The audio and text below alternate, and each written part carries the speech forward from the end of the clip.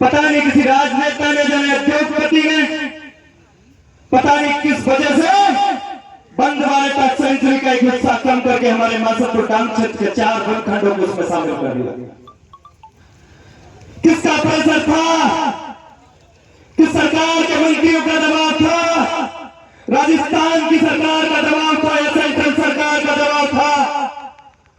जो हमारा आम गरीब शोषित, जो शून्य संसाधनों से रहकर अपने बच्चों को पढ़ाने वाला, इस टाउन क्षेत्र पर वनभूमि से प्यार करने वाला, अपनी मवेशी के दम पर अपने जीवन यापन करने वाला बुजुर्ग, जिसके क्षेत्र को ना कोई ग्राम सेवा की सहमति ली, ना कोई पंचायत की सहमति ली, ना कोई सर्वे रिपोर्ट कराया, पता नहीं ऑफिसों में बैठ करके कौन सी कलम हमारे ऊपर चली और बंद व्यवस्था की ओर से बंसी पहाड़पुर की तरफ से एक पर्टिकुलर रोलिया को खोल करके हमारा क्षेत्र छोड़ दिया गया। ऐसा क्यों हुआ? इसका जिम्मेदार कौन है? हम उसको जानना चाहते हैं। जितने भी वक्ता हैं, जितने भी ज्ञानी हैं, उनसे मेरा निवेदन, बहुत सारे यशस्वी भाषण देंगे, बहुत सारी सैकड़ों पंचायतें हमने देखी है, वो दर्जनों पंचायतें 4 खंडों को मुक्त कराने की हमने करी।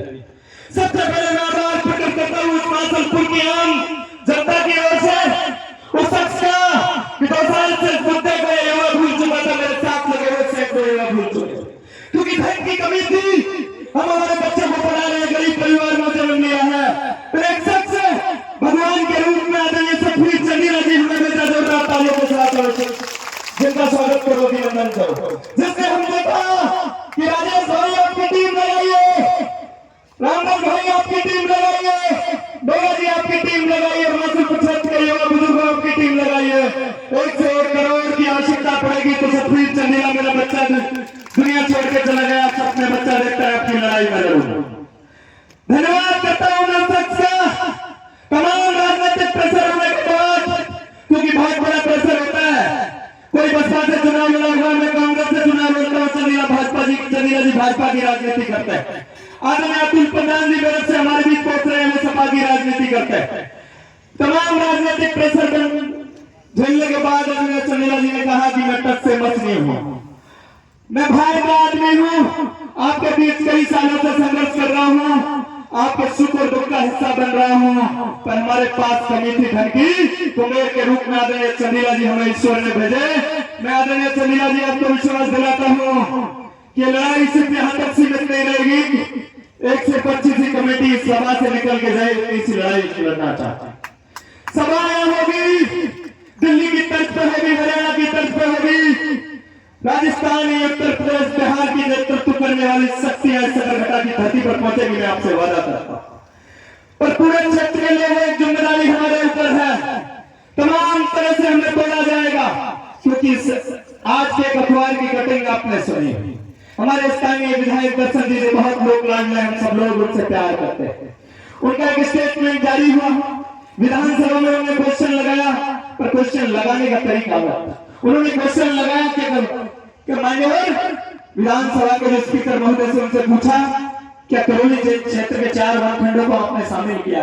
ये तो हमें 2023 में नोटिस आ चुका था कि शामिल कर दिया, पर कुखारा घाट के तहत हमें शामिल किया, अब हमसे कह रहे हैं कि बोले गांव नहीं जाएंगे। स्थिति आपको पता है, हमारे गांव, हमारे घरों में हम रह जाएंगे, आंगन में नार घूमेगा, ऐसा हो सकता है क्या? नहीं हो सकता। हमारे घर के आंगन तो वन विभाग में आ रहे हैं, हमारी मवेशियां खुला वन विभाग में चलती, हमारी महिलाएं खुला वन विभाग में लकड़ी लेने जाती। मैं ये कह रहा हूं, आए दिन आपको ट्रैक्टर देख रहे हैं, हमारे गांव का हकमेरपुर का पशुपालन का अभाव, महिला फ्रेश जंगल जाने नहीं जाने को भी जंगली सुगर घूम रहे हैं। आखिर क्या नहीं तो घूम रहा है, आखिर क्या नहीं तो छोड़ रहा है, ये सोचने का विषय तमाम तरह से तोड़ा जाएगा। राजनीतिक षड्यंत्र हमारे ऊपर करे जाएंगे, प्रशासनिक दबाव हमारे ऊपर दिया जाएगा, पर साथियों जिम्मेदारी है, एकजुट रहकर हमें ये लड़ाई लड़नी है, एकजुट रहकर ये लड़ाई लड़नी है, संकल्प होकर ये लड़ाई लड़नी है। आप जब यहाँ से गांव जाओगे, आपको देखने को उदाहरण मिलेंगे, आपके गांव के प्रबुद्ध लोग यहाँ नहीं पहुंचे, किस प्रेशर में नहीं पहुंचे आपको पता चलेगा। आप चुप मत बैठना, पता करना कारण क्या था, हमारे यहाँ से लोग कम क्यों पहुंचे। साथियों मैंने विधायक साहब का मैं माला पहनाकर स्वागत करने के लिए तैयार हूँ। पूरे क्षेत्र का लोग उनसे हृदय से प्यार करता है।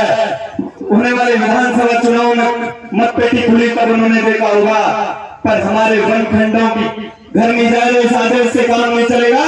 हमें एक ही चीज चाहिए कि सेंचुरी नाम का वन खंड नाम का माचलपुर क्षेत्र में कोई काम हमें चाहिए ही नहीं चाहिए ना।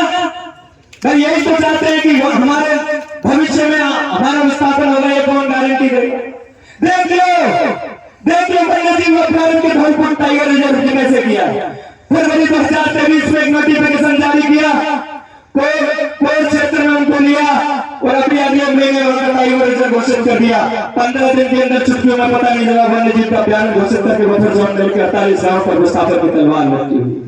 मापदंड तय कर दिए, लोगों ने आंदोलन की भूमिका बनाई, बाबू महाराज पर मीटिंग करी तो सरकार पलट गई कि स्वेच्छा विस्थापन करे, जो जाना चाहता है वो चाहे, क्योंकि वो जानते हैं हम बहुत ना समझ रहे हो।